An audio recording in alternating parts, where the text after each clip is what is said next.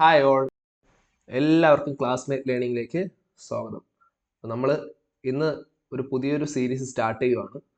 അതായത് മത്സര പരീക്ഷകൾക്ക് തയ്യാറെടുക്കുന്ന ഉദ്യോഗാർത്ഥികൾക്ക് വേണ്ടി കണക്കിലെ പൊതുവായി പല പരീക്ഷകൾക്കും ചോദിക്കുന്ന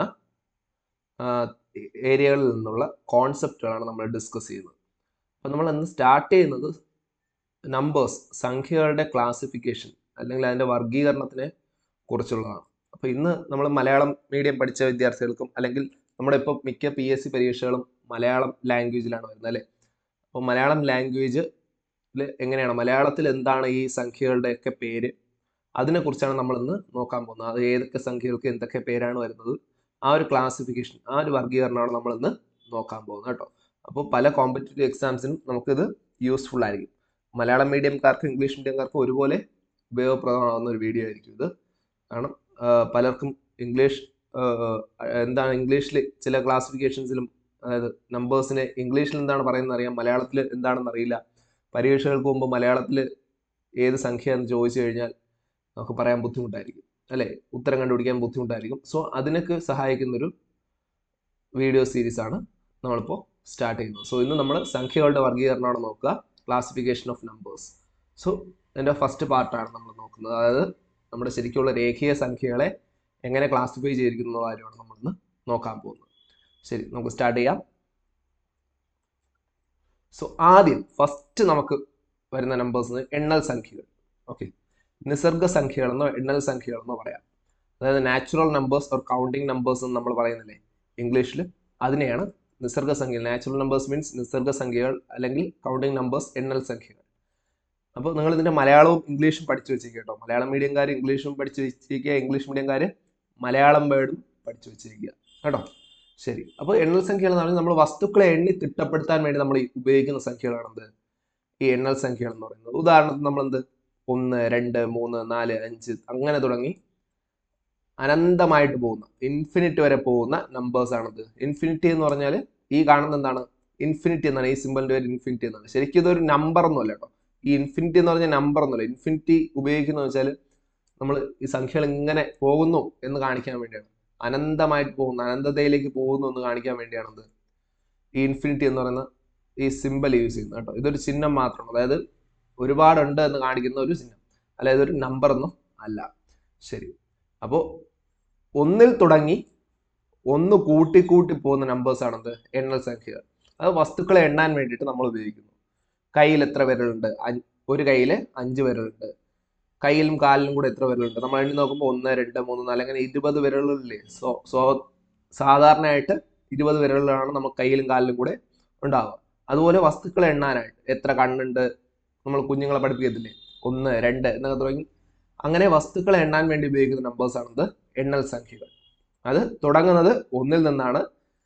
ഇൻഫൈനൈറ്റ് നമ്പർ ഓഫ് നമ്പേഴ്സ് ഉണ്ട്, അതായത് നമുക്ക് ഒരുപാട് നമ്പേഴ്സ്, ഇത് എണ്ണി തിട്ടപ്പെടുത്തിയിട്ടില്ല, എത്ര നമ്പേഴ്സ് ഉണ്ട് നമുക്ക് എണ്ണി തിട്ടപ്പെടുത്താൻ പറ്റാത്ത അത്രയും എണ്ണൽ സംഖ്യകൾ ഉണ്ട് കേട്ടോ. ഇനി അടുത്ത് വരുന്ന തരം സംഖ്യയാണ് അഖണ്ഡ സംഖ്യകൾ. അഖണ്ഡ സംഖ്യ അതായത് മറ്റൊന്നുമല്ല, നമ്മളിപ്പോൾ കണ്ട നമ്പേഴ്സ് ഉണ്ടല്ലോ, ഈ നിസർഗ സംഖ്യകൾ. പൊതുവേ ഇതിലൊരു കാര്യം കൂടി ശ്രദ്ധിക്കുക, ഇതിന് നമ്മൾ നാച്ചുറൽ നമ്പേഴ്സ് N, നമ്മളിപ്പോൾ ഇംഗ്ലീഷിൽ പഠിക്കുമ്പോൾ N, natural numbers capital N കൊണ്ടാണ് സാധാരണ എന്ത് ചെയ്യുക, ഇതിനെ റെപ്രസെന്റ് ചെയ്യുന്നത് കേട്ടോ. ഇതിൽ നമ്മൾ ക്യാപിറ്റൽ N കൊണ്ടാണ് നമ്മൾ ഇതിനെ റെപ്രസെന്റ് ചെയ്യുക, നാച്ചുറൽ നമ്പേഴ്സിനെ അല്ലെങ്കിൽ എണ്ണൽ സംഖ്യകളെ നമ്മൾ റെപ്രസെന്റ് ചെയ്യുന്നത്. അപ്പോൾ നെക്സ്റ്റ് അഖണ്ഡ സംഖ്യകൾ. അഖണ്ഡ സംഖ്യകൾ അഥവാ ഹോൾ നമ്പേഴ്സ്. ഹോൾ നമ്പേഴ്സ് എന്ന് പറയുന്നത് നമ്മളിപ്പോൾ പഠിച്ച നാച്ചുറൽ നമ്പേഴ്സിലോ എണ്ണൽ സംഖ്യകൾ ഉണ്ടല്ലോ, ഈ എണ്ണൽ സംഖ്യകളുടെ കൂടെ 0 കൂടെ ചേർത്ത് നമ്മൾ വായിക്കണം. അതായത് 0 എണ്ണൽ സംഖ്യകളുടെ കൂടെ 0 ആഡ് ചെയ്യാന്നല്ല, 0-ൽ നിന്ന് തുടങ്ങണം. എണ്ണാൻ തുടങ്ങുമ്പോൾ എന്ത് ചെയ്യണം, 0-ൽ നിന്ന് തുടങ്ങണം. നേരത്തെ 1, 2, 3, 4 ഇവിടെ നിന്നല്ലേ സ്റ്റാർട്ട് ചെയ്തത്, 1, 2, 3, 4 എന്ന് പറഞ്ഞ് ഇൻഫിനിറ്റിയിലേക്ക് പോയി. പക്ഷെ ഇവിടെ നമ്മൾ എന്ത് ചെയ്യണം, 0-ൽ നിന്ന് തുടങ്ങണം. 0-ൽ നിന്ന് തുടങ്ങുമ്പോൾ എന്താവും, അത് അഖണ്ഡ സംഖ്യകൾ അഥവാ ഹോൾ നമ്പേഴ്സ് ആവും. 0, 1, 2, 3, 4, 5. അതിന്റെ അർത്ഥം എന്താണെന്ന് വെച്ചാൽ 0 എന്ന് പറയുന്നത് ഒരു എണ്ണൽ സംഖ്യ അല്ല, 0 ഒരു എണ്ണൽ സംഖ്യ അല്ല എന്നുള്ളതാണ് നമ്മൾ ഇതിൽ നിന്ന് അർത്ഥമാക്കേണ്ടത്. 0 ഉൾപ്പെടുത്തി എണ്ണൽ സംഖ്യകളെ പറഞ്ഞു കഴിഞ്ഞാൽ എന്തായി, അഖണ്ഡ സംഖ്യകൾ എന്ന് നമുക്ക് പറയാം കേട്ടോ, ഹോൾ നമ്പേഴ്സ്. ഇനി അടുത്ത് വരുന്നതാണ് പൂർണ്ണസംഖ്യകൾ. പൂർണ്ണസംഖ്യകൾ അഥവാ ഇൻറ്റീജേഴ്സ്. പൂർണ്ണസംഖ്യകൾ അഥവാ ഇൻറ്റീജേഴ്സ്. ഇതെന്താണെന്ന് വെച്ചാൽ നമ്മളിത് ഇവിടെ നിന്ന് പഠിച്ചു അല്ലേ, അഖണ്ഡ സംഖ്യകൾ ഇങ്ങോട്ട്. ഓക്കെ, അഖണ്ഡ സംഖ്യകൾ 0 മുതൽ, ആദ്യം 1 മുതൽ തുടങ്ങുന്നതിന് എണ്ണൽ സംഖ്യകൾ എന്ന് പറഞ്ഞു, നാച്ചുറൽ നമ്പേഴ്സ് എന്ന് പറഞ്ഞു. ഇത് ഹോൾ നമ്പേഴ്സ്, ഹോൾ നമ്പേഴ്സ് നമ്മൾ W കൊണ്ടാണ് റെപ്രസെന്റ് കേട്ടോ. ഈ ഇൻറ്റീജേഴ്സിനെ നമ്മൾ റെപ്രസെന്റ് ചെയ്യുന്ന Z ആണ്. പൊതുവായിട്ട് നമ്മൾ റെപ്രസെന്റ് ചെയ്യുന്ന Z കൊണ്ടാണ് ഇൻറ്റീജേഴ്സിനെ റെപ്രസെന്റ് ചെയ്യുക. പൂർണ്ണസംഖ്യകളെ Z എന്നുള്ള പദം ഉപയോഗിച്ചാണ്, ലെറ്റർ ഉപയോഗിച്ചാണ് നമ്മൾ എന്ത് ചെയ്യുക, റെപ്രസെന്റ് ചെയ്യുന്നത്. അപ്പോൾ ഈ ഹോൾ നമ്പേഴ്സ് നമ്മൾ പഠിച്ചു. 0, 1, 2, 3, 4 തുടങ്ങി ഇൻഫിനിറ്റിലേക്ക്, അനന്തതയിലേക്ക് പോകുന്ന നമ്പേഴ്സ് ആണെന്ത്, ഹോൾ നമ്പേഴ്സ് എന്ന് പറയാം. ഇതിൽ നമ്മൾ ഈ പഠിച്ച എണ്ണൽ സംഖ്യയില്ലേ, ഈ ഹോൾ നമ്പേഴ്സിന്റെ കൂടെ ഈ പഠിച്ച 1, 2, 3, 4, 5 എന്ന് പറഞ്ഞു 3 എണ്ണൽ സംഖ്യകളുടെ നെഗറ്റീവ് കൂടെ എന്ത് ചെയ്യണം, നമ്മൾ പരിഗണിക്കണം. നെഗറ്റീവ് കൂടെ പരിഗണിച്ച് എഴുതി കഴിഞ്ഞാൽ എന്തായി, നമുക്ക് പൂർണ്ണസംഖ്യകൾ കിട്ടും. അതായത് ഇതിവിടെ ഏറ്റവും അറ്റവും എന്താ, ഇൻഫിനിറ്റി ആണ്. ഇൻഫിനിറ്റി എന്ന് പറഞ്ഞാൽ നമ്പേഴ്സ് ഇങ്ങനെ അനന്തമായിട്ട് പോയിക്കൊണ്ടിരിക്കുകയാണ്. അതുപോലെ മറ്റൊരു അനന്തമായിട്ട് പോകുന്ന നമ്പേഴ്സ് എവിടെയുണ്ട്, ഈ നെഗറ്റീവ് നമ്പേഴ്സിലുണ്ട്. ഈ നെഗറ്റീവ് നമ്പേഴ്സ് അല്ലെങ്കിൽ ഋണപൂർണ്ണ സംഖ്യ എന്നാണ് ഇതിനെ പറയുക. നെഗറ്റീവ് നമ്പേഴ്സിനെ ഋണപൂർണ്ണ സംഖ്യ എന്നാണ് പറയുക, അല്ലെങ്കിൽ ന്യൂനസംഖ്യ എന്ന് പറയാം. നമുക്ക്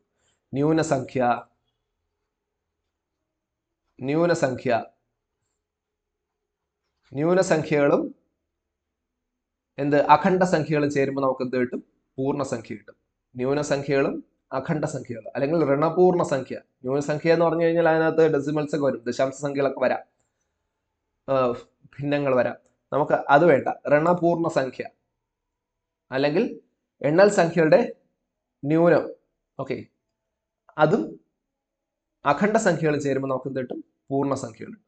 അപ്പോൾ ഈ നെഗറ്റീവ് നാച്ചുറൽ നമ്പേഴ്സ് എന്ന് നമുക്ക് വേണമെങ്കിൽ ഒരു തരത്തിൽ പറയാം. എണ്ണൽ സംഖ്യകളുടെ നെഗറ്റീവിനെ നമുക്ക് ഋണപൂർണ്ണ സംഖ്യകൾ എന്ന് പറയാം. അതായത് -∞ മുതൽ തുടങ്ങി നമുക്ക് -5, -4, -3, -2, -1 വരെ എത്തുന്ന നമ്പേഴ്സിനാണ് എന്ത് പറയുക, ഋണപൂർണ്ണ സംഖ്യകൾ അഥവാ നെഗറ്റീവ് ഇൻറ്റീജേഴ്സ് എന്ന് പറയാം. ഓക്കെ, അടുത്ത ക്ലാസിഫിക്കേഷൻ നോക്കാം. ഭിന്നക സംഖ്യകൾ. അപ്പോൾ ഇതുവരെയുള്ള നമ്മൾ എല്ലാം ഇത് 1 മുതലുള്ളത് എണ്ണൽ സംഖ്യകൾ അല്ലേ, 1 മുതൽ കിടക്കുന്ന എണ്ണൽ സംഖ്യയാണ്. 0 കൂടെ അതിൻ്റെ കൂടെ ചേർത്ത് കഴിഞ്ഞാൽ എന്തായി, അഖണ്ഡ സംഖ്യയായി. ഇനി എണ്ണൽ സംഖ്യകളുടെ നെഗറ്റീവ് കൂടെ എടുത്ത് അതിൻ്റെ കൂടെ ചേർത്ത് കഴിഞ്ഞാൽ എന്തായി, പൂർണ്ണസംഖ്യയായി. ഇത്രയും നമ്മൾ ക്ലിയർ ആണ്. അപ്പോൾ ഈ പൂർണ്ണസംഖ്യ കഴിഞ്ഞു കഴിഞ്ഞാൽ നമുക്ക് അപൂർണമായിട്ടുള്ള മീൻസ് നമുക്ക് കംപ്ലീറ്റ് ആയിട്ട് 2 എന്നോ 3 എന്നോ ഒന്നും പറയാൻ പറ്റാത്ത തരത്തിൽ ദശാംശങ്ങൾ വരുന്നതോ മറ്റൊന്നിന്റെ ഭാഗമായിട്ട് പാർട്ടായിട്ട് എഴുതുന്നതായിട്ടുള്ള നമ്പേഴ്സ് വരുന്നുണ്ട്. അതിനെയാണ് നമ്മൾ ഭിന്നക സംഖ്യകൾ എന്ന് പറയുക. ഭിന്നക സംഖ്യകൾ, റേഷണൽ നമ്പേഴ്സ്. ഈ റാഷണൽ നമ്പേഴ്സിനെ നമുക്കിത് ഇങ്ങനെ P/Q എന്നുള്ള ഫോമിൽ എന്ത് ചെയ്യാം, റെപ്രസെന്റ് ചെയ്യാം. അതായത് ഒരു സംഖ്യയുടെ ഭാഗമാണ് മറ്റൊരു സംഖ്യ, എന്നുള്ള രീതിയിൽ നമുക്ക് എഴുതാൻ പറ്റും. ഇതിൽ ശ്രദ്ധിക്കേണ്ട ഒറ്റ കാര്യമുള്ളൂ, പിയും ക്യൂ എന്താവാം, പിയും ക്യൂവും നമ്മുടെ ഇൻറ്റീജേഴ്സ് അല്ലെങ്കിൽ നമ്മുടെ പൂർണ്ണസംഖ്യകളാവാം കേട്ടോ. പിയും ക്യൂ എന്താവും,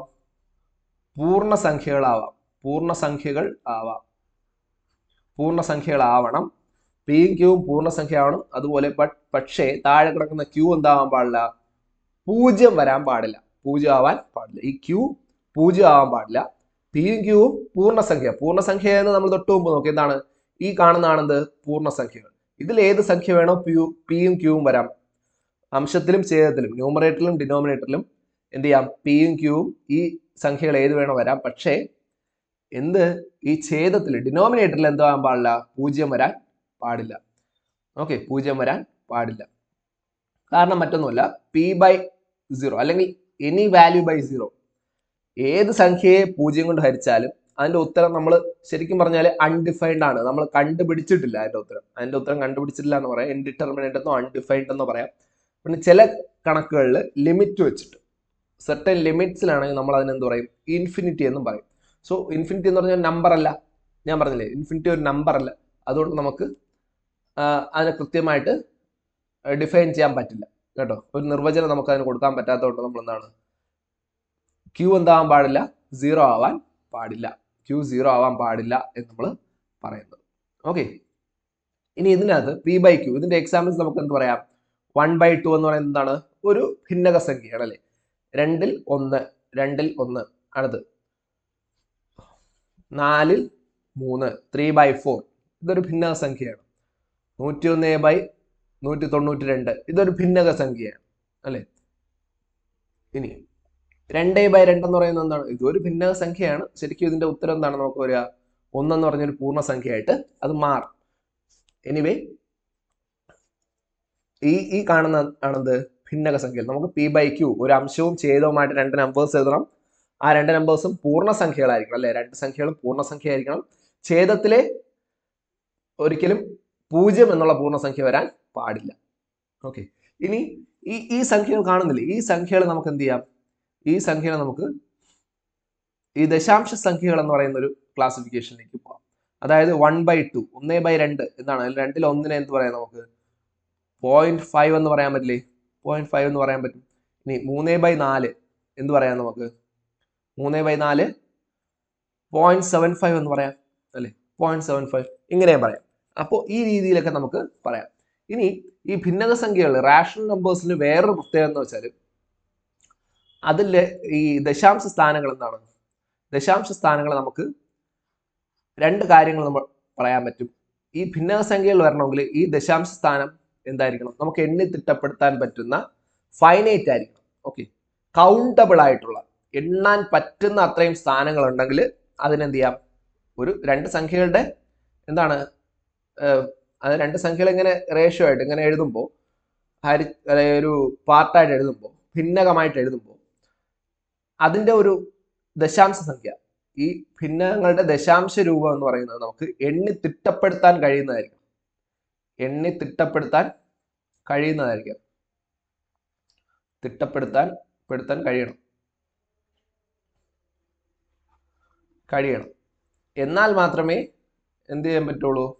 ഇതിനെ ഭിന്നക സംഖ്യ എന്ന് പറയാൻ പറ്റുള്ളൂ കേട്ടോ. ഈ ദശാംശ സംഖ്യകളെ അതിന്റെ ദശാംശ സ്ഥാനങ്ങൾ എന്ത് ചെയ്യണം? നമുക്ക് എണ്ണി തിട്ടപ്പെടുത്താൻ കഴിയണം. ഉദാഹരണത്തിന് ഒരു ഡെസിമൽ നമ്പർ 0.2357 ഇവിടെ 4 ദശാംശ സ്ഥാനം ഉണ്ട്. നമുക്കത് പറയാൻ പറ്റും. 0.75673 കഴിഞ്ഞു. ഇത്രയേ ഉള്ളൂ. നമ്മളൊരു 2 സംഖ്യകൾ ഹരിച്ചപ്പോൾ എന്ത് ചെയ്തു? ഇങ്ങനെ വന്നു. ഇത് നമുക്ക് എണ്ണി തിട്ടപ്പെടുത്താൻ പറ്റുന്നുണ്ട് അല്ലെ. പക്ഷേ ചില സംഖ്യകളുണ്ട് 0.25678 എന്ന് പറഞ്ഞ് ഇങ്ങനെ കണ്ടിന്യൂ ചെയ്ത് പോയിക്കൊണ്ടിരിക്കുക. അത് നിൽക്കുന്നില്ല. എണ്ണി തിട്ടപ്പെടുത്താൻ കഴിയാത്തതോ ഇങ്ങനെ തുടർന്ന് പോയിക്കൊണ്ടിരിക്കുന്നതോ ആയിട്ടുള്ള ദശാംശ സംഖ്യകൾ നമുക്ക് എന്ത് ചെയ്യാൻ പറ്റില്ല? ഭിന്നക സംഖ്യയായിട്ട് പരിഗണിക്കാൻ പറ്റില്ല. അപ്പോൾ ശ്രദ്ധിക്കുക, എണ്ണി തിട്ടപ്പെടുത്താൻ കഴിയണം. അല്ലെങ്കിൽ മറ്റൊരു ഇതെന്ന് വെച്ചാൽ ദശാംശ സ്ഥാനങ്ങളാണ് കേട്ടോ. ദശാംശ സ്ഥാനങ്ങളെ എണ്ണി തിട്ടപ്പെടുത്താൻ കഴിയണം. അല്ലെങ്കിൽ ദശാംശ സ്ഥാനങ്ങൾ ആവർത്തിക്കുന്ന സംഖ്യകളായിരിക്കണം. ആവർത്തന സംഖ്യകളായിരിക്കണം കേട്ടോ. ആവർത്തിക്കപ്പെടുന്ന സംഖ്യകളായിരിക്കും. ഉദാഹരണത്തിന് ആവർത്തിക്കപ്പെടുന്ന സംഖ്യകൾ എന്ന് പറഞ്ഞാൽ 1/3 എന്താ നമുക്ക് കിട്ടുക? 1/3.3333 എന്ന് പറഞ്ഞ എന്ത് ചെയ്യും? കണ്ടിന്യൂസ് ആയിട്ട് പോകും. ഇനി 2/3 എങ്ങനെ കിട്ടും? 0.6666 എന്ന് പറഞ്ഞ എന്ത് ചെയ്യും? ഇതും കണ്ടിന്യൂസ് ആയിട്ട് പോകും അല്ലെ. അപ്പോൾ ഇങ്ങനെ വരുന്ന നമ്പേഴ്സ് നമുക്ക് എന്താണ്? ഇത് നമുക്ക് ആവർത്തിച്ച് വരുന്ന ദശാംശ സ്ഥാനങ്ങളാണ്. ഇത് നമുക്ക് ഇങ്ങനെ എഴുതാം. ഇത് ഇങ്ങനെ 0.3 ബാർ ഇങ്ങനെ എഴുതാൻ പറ്റും അല്ലെ. ഇതെന്താണ്? 0.6 ബാർ ഇങ്ങനെ എഴുതാൻ പറ്റും. അപ്പോൾ ഇങ്ങനെ എഴുതാൻ പറ്റുന്ന ആവർത്തിച്ച് വരുന്ന ദശാംശ സ്ഥാനങ്ങൾ അല്ലെങ്കിൽ എണ്ണി തിട്ടപ്പെടുത്താൻ കഴിയുന്ന ദശാംശ സ്ഥാനങ്ങൾ ഇതെല്ലാമാണ് എന്ത് ചെയ്യുന്നത്? ഭിന്നകത്തിനകത്ത് വരുന്നത്. ഇങ്ങനെ ആവർത്തിക്കാത്തതോ അല്ലെങ്കിൽ എണ്ണി തിട്ടപ്പെടുത്താൻ കഴിയാത്ത രീതിയിൽ തുടർന്നു പോകുന്നതോ ആയിട്ടുള്ള ഭിന്നങ്ങളെ നമുക്ക് എന്ത് ചെയ്യാൻ പറ്റില്ല? ഈ റാഷണൽ നമ്പർ ഭിന്നക സംഖ്യകളായിട്ട് നമുക്ക് പരിഗണിക്കാൻ പറ്റില്ല കേട്ടോ. ഇനി ഇത് 0.33 എന്നല്ല, നമുക്ക് ഇങ്ങനെ ഒരു സംഖ്യ വരുന്നത് 0.32323 ഇങ്ങനെ തുടർന്ന് പോകുന്ന നമ്പേഴ്സ് ഉണ്ടെങ്കിൽ എന്താണ്? ഇതും റിപ്പീറ്റഡ് ആണല്ലേ. ഇത് വീണ്ടും എന്താണ്? ആവർത്തിക്കപ്പെടുവാണ്. എന്ത്? ഈ 2 3 എന്ന് ആവർത്തിക്കപ്പെടുവാണ്. ഇതിനെ നമുക്ക് എന്ത് പറയാം? ഭിന്നക സംഖ്യ എന്ന് പറയാം. കാരണം അത് ഇങ്ങനെ തുടർന്ന് പോകുന്നുണ്ടെങ്കിലും ആവർത്തിക്കപ്പെടുന്നുണ്ട്. തുടർന്ന് പോകുന്നുണ്ട്, ആവർത്തിക്കപ്പെടുന്നില്ല എങ്കിൽ അതിനെ നമുക്ക് ഭിന്നക സംഖ്യ എന്ന് പറയാൻ പറ്റില്ല. പകരം എന്ത് പറയാം? നമുക്ക് അതിനെ പറയുന്ന പേരാണ് അഭിന്നക സംഖ്യകൾ. ഓക്കെ. അതായത് p/q എന്ന് നമുക്ക് എഴുതാൻ പറ്റാത്ത സംഖ്യകളെയാണ് നമുക്ക് എന്ത് പറയുക? അഭിന്നക സംഖ്യകൾ എന്ന് പറയുക. സംഖ്യകളെ ദശാംശ രൂപത്തിൽ വരാം, അതിന് നമുക്ക് എന്താ പറയാൻ പറ്റില്ല? P/Q എന്നുള്ള രീതിയിൽ നമുക്ക് ഒരു സംഖ്യ അങ്ങ് എഴുതാൻ പറ്റില്ല. അതിനെയാണ് എന്ത് പറയുക? അതായത് രണ്ട് പൂർണ്ണസംഖ്യകളുടെ എന്ത് റേഷ്യോ ആയിട്ട് അംശബന്ധമായിട്ട് എഴുതാൻ നമുക്ക് പറ്റില്ല. രണ്ട് പൂർണ്ണസംഖ്യകളുടെ അംശബന്ധമായിട്ട് നമുക്ക് എഴുതാൻ പറ്റാത്ത സംഖ്യകളാണെന്ത്? അഭിന്നക സംഖ്യകൾ അഥവാ ഇറാഷണൽ നമ്പേഴ്സ്. അതെന്തായിരിക്കും? തുടർന്ന് പോകുന്നത്. നമ്മൾ ഇവിടെ എന്ത് പറഞ്ഞു? റാഷണൽ ആവണമെങ്കിൽ എന്താവണം? P/Q എന്നുള്ള ഫോമിൽ എഴുതാൻ പറ്റണം. Q 0 ആവാൻ പാടില്ല. അതുപോലെ ആവർത്തിക്കപ്പെടുന്ന ദശാംശ സ്ഥാനങ്ങൾ നമുക്ക് എന്ത് പറയാൻ പറ്റും? ആവർത്തിക്കപ്പെടുന്ന ദശാംശ സ്ഥാനങ്ങളിൽ വരുന്ന സംഖ്യകളാണെങ്കിൽ എന്താണ്? അത് ഭിന്നക സംഖ്യയാണ്. എണ്ണി തിട്ടപ്പെടുത്താൻ കഴിയുന്ന ദശാംശ സ്ഥാനങ്ങൾ ഉണ്ടെങ്കിൽ അതിന് ഭിന്നക സംഖ്യ എന്ന് പറയാം. ഇനി ഇത് രണ്ടും അല്ലെങ്കിൽ ആവർത്തിക്കപ്പെടുന്നുണ്ട്, പക്ഷെ എണ്ണി തിട്ടപ്പെടുത്താൻ കഴിയില്ല. ആവർത്തിക്കുന്നതും ആവർത്തിക്കുന്നില്ല, ആവർത്തിക്കപ്പെടാത്തതും എണ്ണി തിട്ടപ്പെടുത്താൻ കഴിയാത്തതുമായിട്ടുള്ള ഭിന്നക സംഖ്യകൾ നമുക്ക് എന്ത് പറയാം? നമുക്ക് അഭിന്നക സംഖ്യകൾ എന്ന് പറയാം. ഓക്കെ, അപ്പോൾ ദശാംശ സംഖ്യയിൽ എന്താണ്? ദശാംശ സംഖ്യയിൽ എന്താ വരിക? ദശാംശ സംഖ്യയിൽ ആവർത്തിക്കപ്പെടാത്തതും